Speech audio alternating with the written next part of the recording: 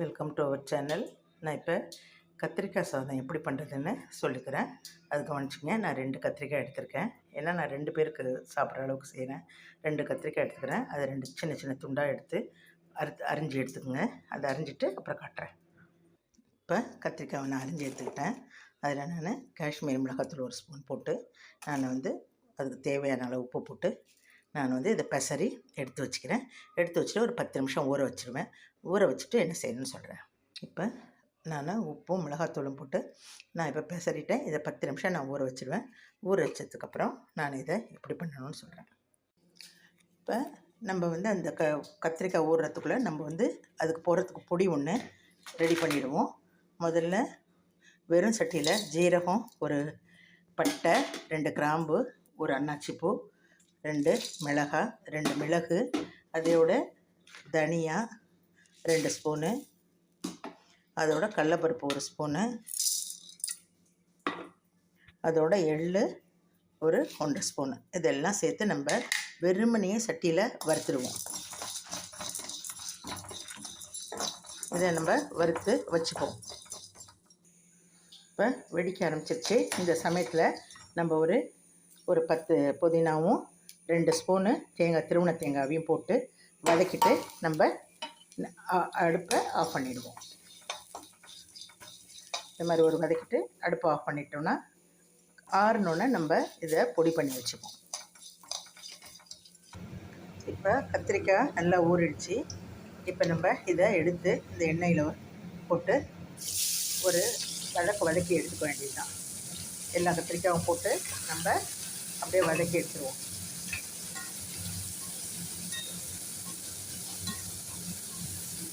கொஞ்சம் நல்லா வேகிற மாதிரி வதக்கி எடுத்துப்போம். நல்லா வேகட்டும். கொஞ்சோன்னு பார்த்து காட்டுறேன். இப்போ வறுத்து வச்சதை நான் பொடியாக நுணுக்கிட்டேன். இப்போ இதை நம்ம யூஸ் பண்ணணும். அதுக்குள்ளே இங்கே நம்மளுக்கு கத்திரிக்காய் வெந்துருச்சு. அந்த கத்திரிக்காவை ஒரு பரட்டி விட்டு எடுத்து தட்டில் வச்சிடணும்.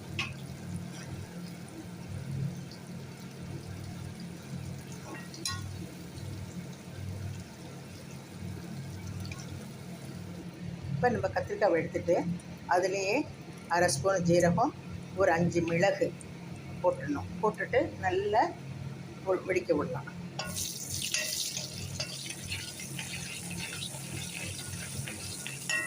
அதுக்கப்புறம் நல்ல நைஸாக சாப் பண்ண ஒரு வெங்காயத்தை போட்டுக்கோங்க.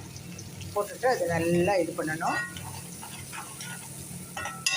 அதோடையே கொஞ்சம் மஞ்சத்தூள் போட்டுக்குவோம். 1 ஸ்பூனு இஞ்சி பூண்டு பேஸ்ட் போட்டு நல்லா வதக்கிடுவோம். நம்ம ஒரு தக்காளி இதிலே போட்டு வதக்கிடுவோம்.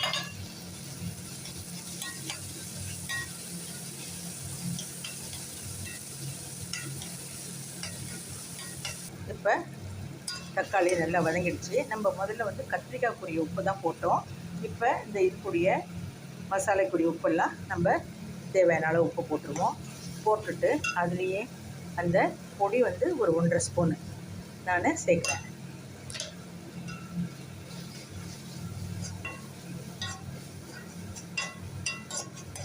ஒன்றரை ஸ்பூன் சேர்த்துட்டு அதுலேயே கொத்தமல்லி, கருவேப்பிலை எல்லாத்தையும் சேர்த்து நல்லா வதக்கிடுவோம்.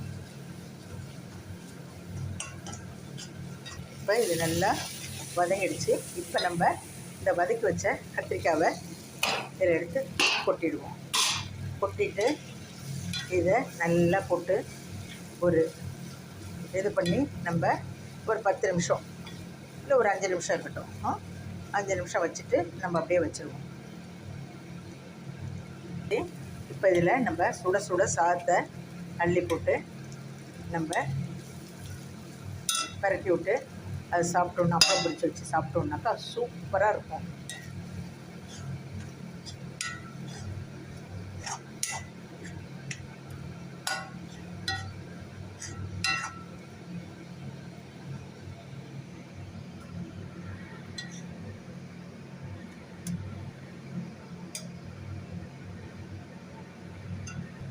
இதை சுட சுட இதுக்கு அப்பளம் பொரித்து இது சாப்பிட்டோன்னு வச்சுக்கோங்க, சூப்பராக இருக்கும்.